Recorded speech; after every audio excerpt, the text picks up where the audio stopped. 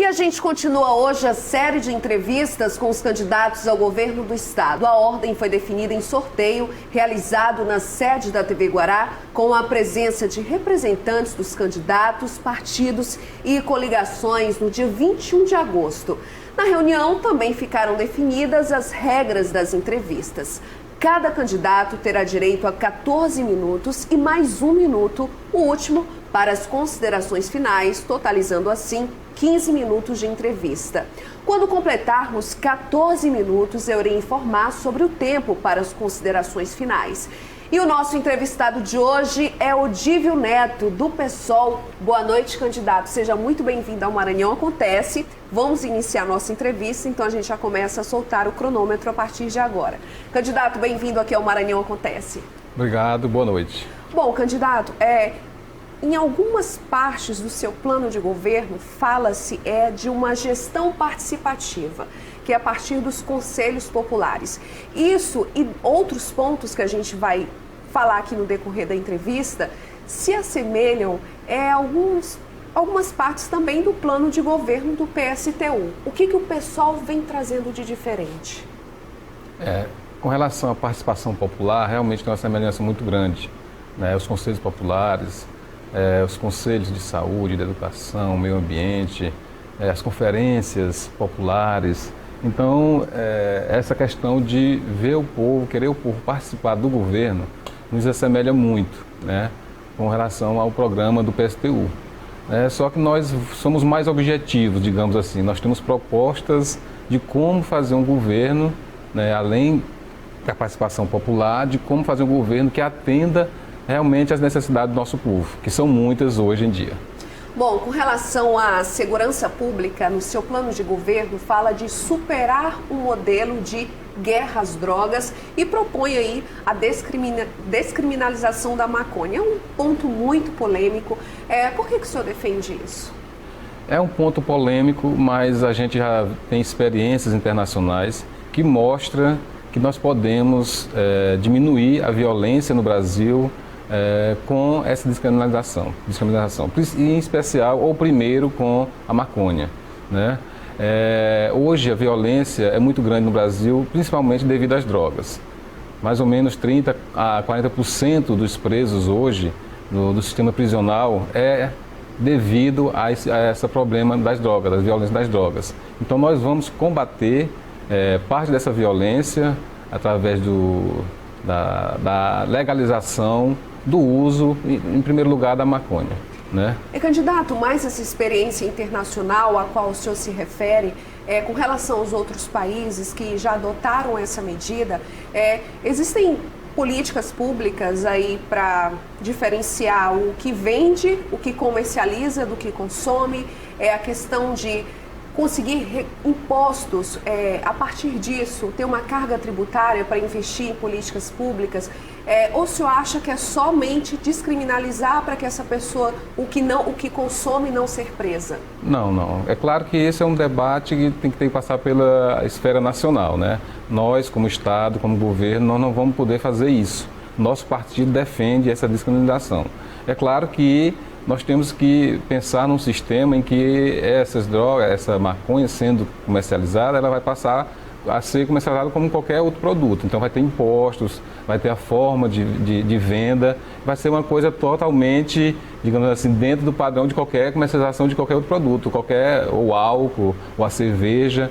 É claro que isso é uma política que tem que ser nacional. Nós, como governo do Estado, no nosso Estado, não podemos fazer isso, né? Apenas nós defendemos como uma forma de realmente diminuir a violência que nós vivemos hoje, especialmente devido às drogas. Agora no contraponto, o que o senhor propõe, então, para resgatar, para reabilitar os usuários?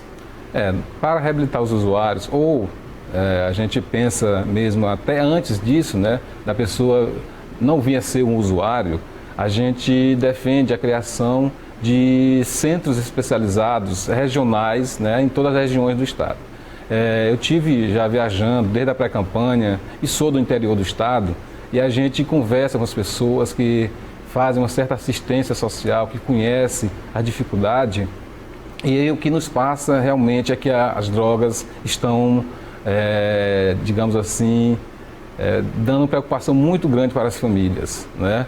Então, eu já vi sugestão para mim, diz, Odivo, nós temos que ter centros especializados na parte de psicologia, psiquiatria, nas regionais dos estados, né, para poder a gente, antes desse adolescente, dessa pessoa adentrar o mundo das drogas, e a gente já conhece essas pessoas... Então seria a gente, um trabalho preventivo, ao contrário do que já existe com os CAPs, né?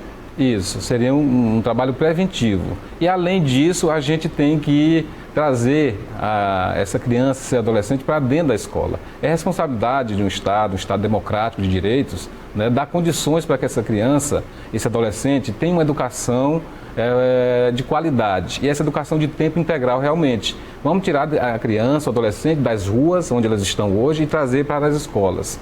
E aí nós vamos trabalhar essa criança, na formação dessa criança, e com certeza nós vamos estar distanciando esse público-alvo, né, das drogas. Candidato, essas promessas, essas medidas que a gente chama de populistas, que os candidatos sempre apresentam, de tirar o adolescente do mundo das drogas, prevenir a questão da educação, escola de tempo integral, isso a gente ouve há muito tempo. O que o senhor diria para os eleitores que ouvem promessas, propostas como esta, os eleitores principalmente que já estão cansados de ouvir as mesmas propostas, os mesmos planos de governo? Certo. O que eu digo? É que nós vamos fazer. Nós vamos inverter as prioridades que são dadas hoje ao orçamento público. Nós vamos dobrar em 4 anos o investimento que é feito em educação. Hoje o Estado faz apenas um investimento de 14%, 15%. É o que determina a Constituição brasileira. É o mínimo. Então nós vamos dobrar dentro de 4 anos o que é investido hoje em educação. Aí sim, nós vamos ter dinheiro, recursos para investir adequadamente na educação. E de onde vai vir esses recursos para investir na educação? De onde vão dobrar esses recursos? Isso. Nós vamos inverter as prioridades. O que é inverter a prioridade? Quem está chamando? Inverter a prioridade e participação popular, né? A primeira pergunta foi como é que o povo participaria desse governo. Inverter prioridades é fazer com que o dinheiro que hoje é gasto em outras áreas, que não são fundamentais para o desenvolvimento do Estado, nós vamos diminuir esses recursos nessas outras áreas. E vamos alocar os recursos para a área da educação, principalmente. E geração de emprego e renda para o povo maranhense. Então, são as nossas principais metas. É a educação de tempo integral, com escolas, com estrutura, com professores formados para a educação de tempo integral. Não é só pegar uma escola velha, reformar e dizer que é de tempo integral. Tá? Então, nós vamos ter que investir pesadamente em educação. Um dos pilares do desenvolvimento de qualquer sociedade, de qualquer Estado, é a educação. Se nós não fizermos isso, nós vamos ficar patinando durante mais 50 anos aí sem resolver o nosso problema. Tá? Então, nós temos que ter prioridades. Nós vamos ter que fazer uma auditoria da dívida que nós temos hoje no Estado, esses empréstimos que foram feitos em governos passados, ninguém sabe em que condições foram feitas. Nós vamos saber de onde foi bater esse dinheiro, onde jogaram, aonde investir esse dinheiro. O Estado está endividado e não sabemos onde foi parar esse dinheiro. O Estado está empobrecido. Cadê o dinheiro que foi feito empréstimo para resolver os problemas sociais? Mas o senhor acha que o Estado deve pagar essa dívida? O Estado deve passar pela auditoria. E se percebermos que essa auditoria, né, essa dívida foi feita fora da legislação, de alguma coisa que estiver errada, aí nós vamos ter que renegociar com os credores essa dívida. Não pode, uma dívida dessa que foi feita de bilhões e o Estado o povo não usufruiu de nada desses recursos. A gente vê aí, de nada mesmo. Até para o saneamento ambiental, o saneamento básico, para a Secretaria do Meio Ambiente, veio milhões de reais e a gente não sabe. Eu que trabalho na SEMA, a gente não sabe onde foi investido esse dinheiro. Então a gente tem que fazer uma auditoria. E aí nós vamos reduzir os nossos gastos, principalmente com a dívida.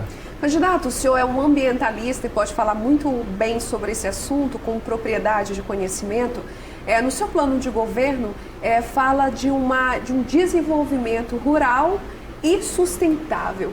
É possível fazer isso? É possível, né? É claro que invertendo as prioridades novamente. O que acontece hoje no Estado? Né? Você vê o agronegócio tendo todo o apoio do governo estadual, do governo federal, né? E o pequeno, o agricultor familiar, aquele apoiozinho que é nada, só para fazer propaganda na televisão. Né? Então nós vamos inverter isso, nós vamos dar prioridade ao pequeno. Esse pequeno, ele preserva mais o meio ambiente do que o grande, é claro.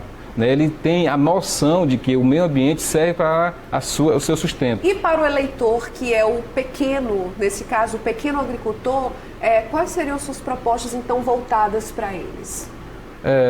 Primeiro, nós vamos ter que aumentar esses investimentos. O agricultor ele vai ter que ter assistência técnica, que hoje não tem. Ele vai ter que ter acesso às sementes, que hoje ele não tem suficientemente. Isso aí eu digo por conhecimento próprio, rodando pelo Maranhão, a gente ouve isso.